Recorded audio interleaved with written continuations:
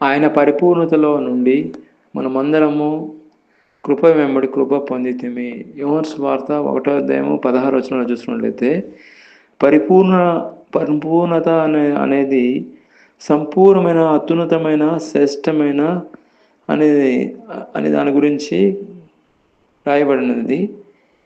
ఇక్కడ మనం చూసినట్లయితే అత్యున్నతమైన దేవుని కృప గురించి మనం చూసుకుంటున్నాము.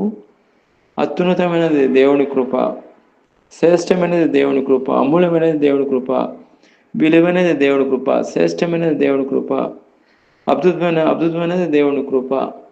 కృపే మనకు ఆధారం, కృపే మనకు శరణం. ఇక్కడ మనం చూసినట్లయితే పరిపూర్ణత నుండి కృప వెంబడి కృప మనం పొందుతున్నామండి.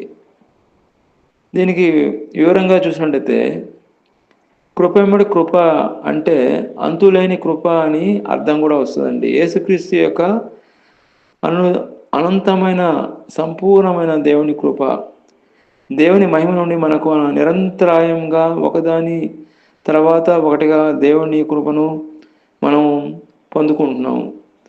కానీ ఒక్కసారి ఉదాహరణ గాలి చూసినట్టయితే గాలి ఎట్లాగా మన జీవితానికి మనకి ఎట్లాగా గాలి నిరంతరం మనకు వస్తుందో అదేవిధంగా దేవుని కృప కూడా అదే విధంగా మనకు అనుగ్రహిస్తూనే ఉంటాడండి దేవుడు.